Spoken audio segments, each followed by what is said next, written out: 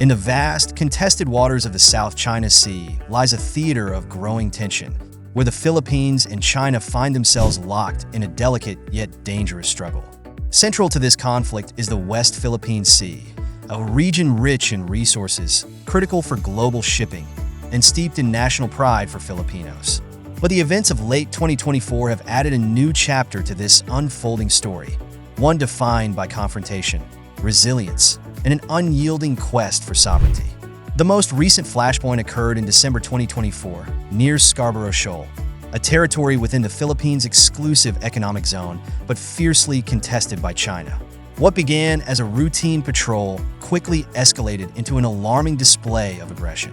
Chinese vessels, including Coast Guard and militia ships, intercepted Philippine patrol boats, firing water cannons and executing dangerous maneuvers.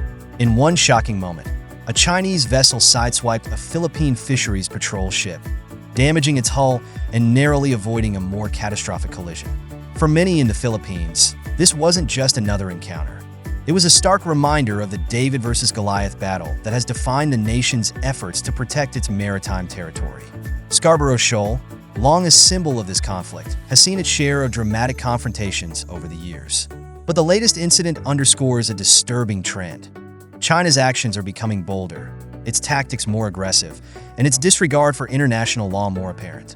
To understand the gravity of this situation, it's essential to revisit the legal and historical foundations of this dispute. At the heart of China's claims is the so-called Nine-Dash Line, a loosely defined boundary that spans nearly the entire South China Sea. This claim, first appearing on Chinese maps in the 1940s, has no clear basis in international law. In 2016, the Permanent Court of Arbitration ruled that the Nine-Dash Line had no legal standing and affirmed the Philippines' sovereign rights within its exclusive economic zone, including areas like Scarborough Shoal. But China rejected the ruling and has since reinforced its claims with both rhetoric and force. Here's a lesser-known fact. The Nine-Dash Line wasn't always 9. It started as an 11-dash line, but 2 dashes were removed in the Gulf of Tonkin during the 1950s to ease tensions with Vietnam. And in 2023, China added yet another dash, transforming it into a 10-dash line, as if to reinforce its dominance. This evolving map has become a symbol of China's sweeping ambitions that are increasingly met with resistance. The December 2024 encounter wasn't an isolated event. It followed a series of incidents throughout the year that painted a picture of escalating aggression. In June, Chinese vessels used water cannons to obstruct a Philippine resupply mission to the BRP Sierra Madre, a decrepit but symbolically significant ship deliberately grounded at Second Thomas Shoal. Similar tactics were reported in August, when Chinese ships rammed Philippine Coast Guard vessels near Sabina Shoal. Each incident tested the limits of Philippine patience and the international community's resolve. But what makes the December incident stand out is the response it provoked, not just from the Philippines, but from its allies. Within days, the United States, Japan, and the Philippines conducted joint patrols in the South China Sea, a direct challenge to China's actions. These patrols, involving advanced reconnaissance aircraft and naval ships, sent a clear message. Freedom of navigation and respect for international law must be upheld. The Philippines has also ramped up its own efforts to counter Chinese aggression. Defense modernization has become a national priority, with a $35 billion budget over the next decade. The country is acquiring advanced weaponry, including intermediate-range missile systems, and strengthening its alliances. The United States, bound by a mutual defense treaty, has pledged its support, emphasizing that any armed attack on Philippine forces would invoke mutual defense commitments.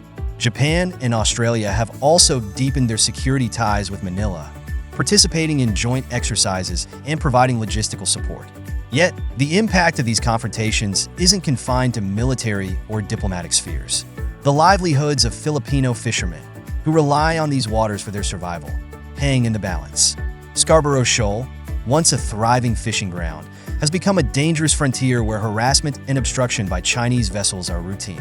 For these communities, the struggle isn't about geopolitical strategies or international laws. It's about the right to fish, to work, and to live without fear. As these tensions escalate, the Philippines faces critical questions. How can it assert its sovereignty without escalating into open conflict? Can its alliances with powerful nations like the US and Japan deter further aggression? And how does it navigate its complex relationship with China, a major trading partner, while standing firm on its territorial rights? For China, the stakes are equally high. Its aggressive actions have drawn global scrutiny, undermining its claims of peaceful development and straining its relationships with neighboring countries. The South China Sea dispute has become a litmus test for China's rise as a global power, one that pits its ambitions against the principles of international law and the sovereignty of smaller nations. This latest encounter in the West Philippine Sea is more than a maritime clash. It's a microcosm of a larger struggle over power, principle, and the rule of law.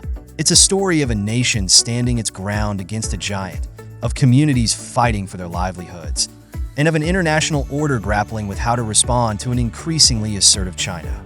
As the waves crash against the shores of Scarborough Shoal, the question lingers: will the tides of history favor those who seek to dominate, or those who stand firm in defense of their sovereignty? For the Philippines and its allies, the answer lies in resilience, unity, and an unwavering commitment to justice and peace.